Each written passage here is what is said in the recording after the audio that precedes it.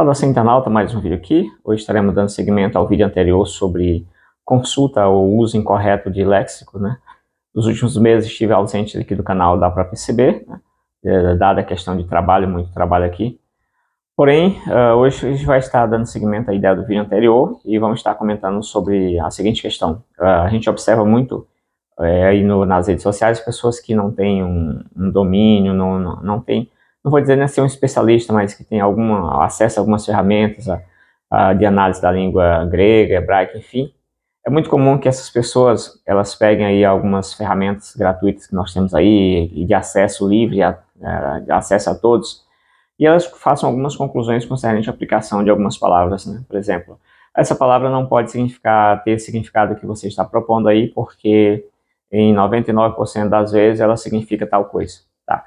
Então isso é um erro grave, às vezes, porque o mais correto é que você analise exatamente todas as ocorrências dessa palavra, né, para saber exatamente quais são os caminhos que essa palavra ela percorre.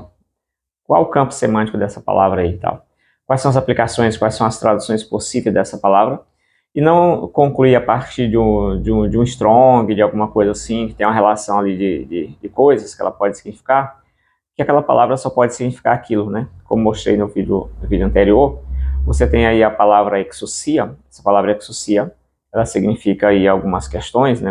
Tem vários significados, mas tem um significado que significa liberdade, que às vezes foge um pouquinho daquela ideia de autoridade, de poder, coisa do tipo, né? Capacidade.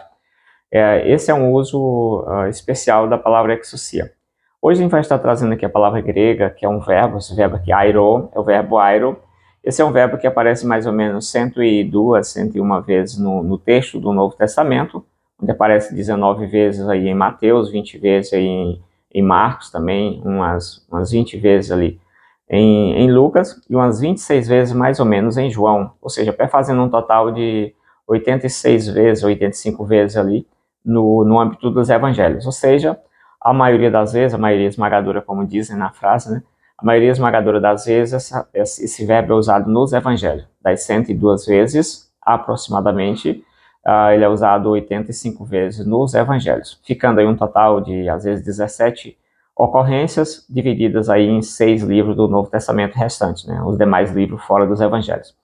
Bom, essa palavra, ela tem alguns sentidos, e se você pegar algum sentido lá de um léxico assim, mais simples, não tão analítico da questão, não tão exaustivo, você pode concluir que essa palavra não pode ter um sentido que eu vou trazer aqui também, tá? Esse vídeo se destina, claro, a pessoas leigas que não têm um certo domínio de como consultar algumas questões, como que algumas coisas funcionam, e a gente vai estar trabalhando aí baseado nessa questão. Bom, nós temos a palavra, que é um verbo grego, verbo airo, né, que aparece, como eu disse, 102 vezes no texto do Novo Testamento.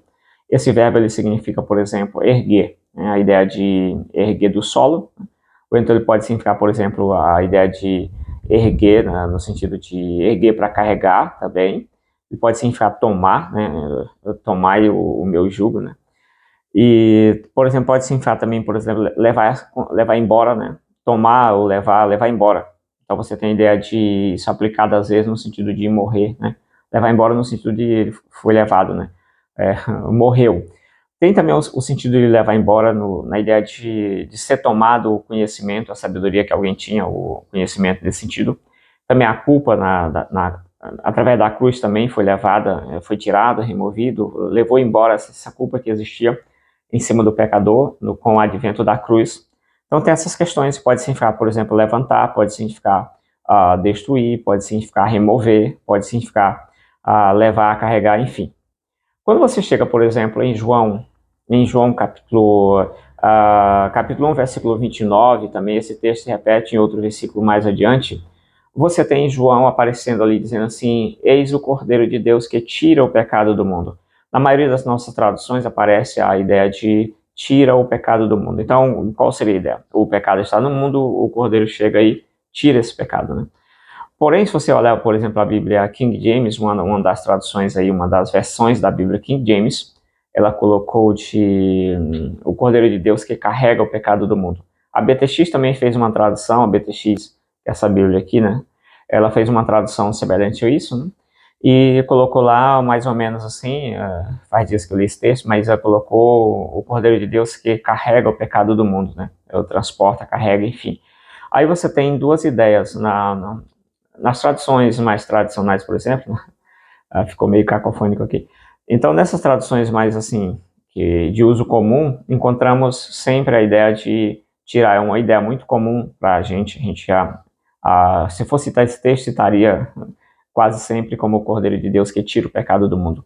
Quando você pega essa ideia de o Cordeiro que carrega, ele pode muito bem estar tirando no momento que ele carrega, mas são ideias levemente diferentes aqui. Uma que você tira o pecado, né, e outra que você carrega o pecado do mundo.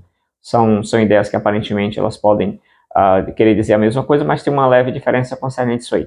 Beleza, quando você pega BTX em João capítulo 15, acho que o versículo 2, meu pai é agricultor, todo ramo, toda vara que não dá fruto, o pai corta, né? Ele está sendo usado o verbo airo ali no sentido de cortar, que é um dos sentidos também desse verbo.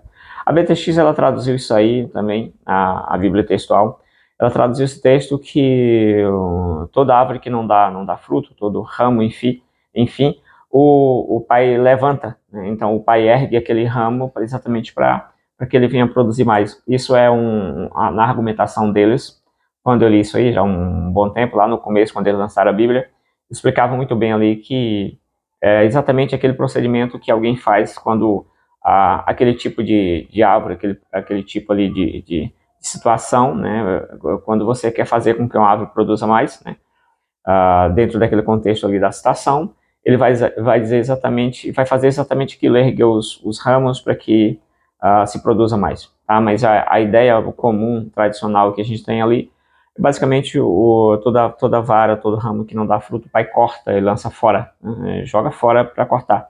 No sentido da BTX, repetindo aqui a ideia, você não tem a ideia de que ele vai cortar para lançar fora, ele vai levantar, suspender para produzir mais. Então são ideias diferentes. Mas não é nesse sentido que eu quero trazer aqui para você. Agora nós temos outra ideia interessante, que é exatamente aqui, que muita gente pode se perder, que é exatamente quando você chega em João 10 e 24. Quando você chega ali em João 10, né, ali já vai aparecer a segunda vez que os judeus vão pegar em pedras para apedrejar Jesus. Aqui vai aparecer um uso dessa palavra muito interessante. Quando eu já analisei todas as ocorrências dessa palavra e quando eu percebi isso aqui, achei interessante o uso feito aqui desse verbo. Então, o que acontece aqui? Pela segunda vez, os judeus vão pegar em pedra para apedrejar Jesus. Gravei um vídeo sobre a mulher adúltera e falava ali sobre a ideia da cultura judaica ali naquele período, que naquele período você já não tinha mais apedrejamento concernente a adultério, e alguns até comentaram aí, disseram, mas você tem Estevão sendo apedrejado. E até no vídeo mesmo explicava que alguns autores colocam nessa ideia de cultura judaica, autores de cultura judaica, que você poderia apedrejar quando tivesse relacionado a sacrilégio, questão de templo, enfim, essas questões mais aí, que foi exatamente aquilo que aconteceu com Estevão. Estevão viu os céus abertos, o filho do homem assentado assim tal, à direita de Deus. Então ele começa ali a entrar numa questão complicada ali pro lado dele, envolvendo Deus naquela questão ali. Então, apedrejamento tranquilo. Aqui Jesus também, por causa de algumas afirmações que ele vai fazer, eu e o Pai somos um, né? Posteriormente ele vai fazer essa afirmação aí. Aqui vai ser a segunda vez vai aparecer a segunda vez em que os judeus tentam apedrejá-lo, estão com pedra nas mãos, porque nesse caso é bem diferente. Beleza, então quando você chega em João 22, existe a festa da dedicação, e Jesus está caminhando ali, está no templo, caminhando ali no pórtico de Salomão, ali próximo. Então os judeus que estão numa dúvida terrível, que Jesus vem comentando sobre eu sou bom pastor, o bom pastor dá vida pelas ovelhas, tem outras ovelhas que não são desse aprisco e eu vou trazê-las para cá, tal. Jesus comenta essa questão das ovelhas aí. Aí os judeus eles vão ficar ali com aquilo ali sem entender alguma coisa, né? O texto vai dizer que nesse capítulo 10 eles vão estar divididos, um diz uma coisa, outro judeu diz outra coisa. E exatamente nesse momento os judeus cercam Jesus ali, e ele diz assim, até quando nos deixará em suspense? Quando você olha essa ideia de até quando nos deixará em suspense, ou até mesmo em outras traduções, até quando deixará a nossa alma suspensa, você tem o uso do verbo airo ali, que mesmo indicando uma ideia de suspender, mas ali ele tem uma ideia que está relacionada à dúvida, talvez relacionado à dúvida, né? Aí você tem a expressão tempsi remon, né? Tempsi remon, que seria a expressão até quando deixará a nossa alma. Aí nós temos a palavra aqui aplicada, né? O verbo grego aplicado com aires, né? O verbo aires, que é a segunda pessoa. Até quando tu nos deixará, né? Deixará tempsi rem, ou seja, a nossa alma, né? A alma remon, a alma nossa, né? Até quando deixará a nossa alma suspense ou em suspense, que é mais ou menos uma tradução que a NVI coloca ali, tá? E as outras traduções trazem alguma coisa concernente a isso. Até quando deixará a nossa alma suspensa. Quando você pega essa ideia, né, você tem duas possibilidades ali, pelo menos duas possibilidades de tradução ali, né? Segundo os que entendem de grego, né? Você tem duas possibilidades de tradução. A primeira possibilidade é a seguinte: ali poderia ser traduzido da seguinte forma: até quando deixará a nossa alma suspensa? Ou seja, essa noção de deixar uma suspense ou não deixará em suspense é exatamente a ideia de que você vai impedir que alguém chegue a uma conclusão sobre algo. Então, os judeus não podem chegar a uma conclusão sobre algo ali, porque Jesus não permite. O que está sendo colocado ali? Os judeus chegam e dizem assim: olha, se tu és o Cristo, diz logo aí abertamente. Porque Jesus já havia dito que era o Cristo, o Messias, enfim, né? Jesus era o Messias ali. Ele já falou abertamente para os seus discípulos, mas é assim, é afirmação particular. E os judeus querem agora uma afirmação pública. Até quando, se você é realmente ali, se você é, diga logo, se não é também, avise. E até quando deixará a nossa alma suspensa ou até quando nos deixará em suspensa. Esse é um uso interessante do verbo. Então ali você teria pelo menos duas questões, duas traduções possíveis. E a primeira, como eu já disse, até quando deixará a nossa alma suspensa? E nesse sentido, o judeu, ele não entraria ali como sendo inimigo, muito inimigo de Jesus, ele está numa dúvida, ele quer chegar a uma conclusão, mesmo que aquela conclusão seja para condenar Jesus, né, ele quer realmente ter o veredicto final, Jesus afirmar aquilo publicamente. E aí, a outra tradução que você teria, que colocaria o judeu numa condição de inimigo ferrenho de Jesus totalmente, seria a tradução no sentido de até quando você nos irritará? Né? Até quando vai ficar nos irritando com essa questão? A tradução que aparece em nossas Bíblias, em sua maioria, e que é defendida por alguns eruditos do grego, é basicamente a primeira tradução: até quando nos deixará em suspense, ou deixará nossa alma em suspense.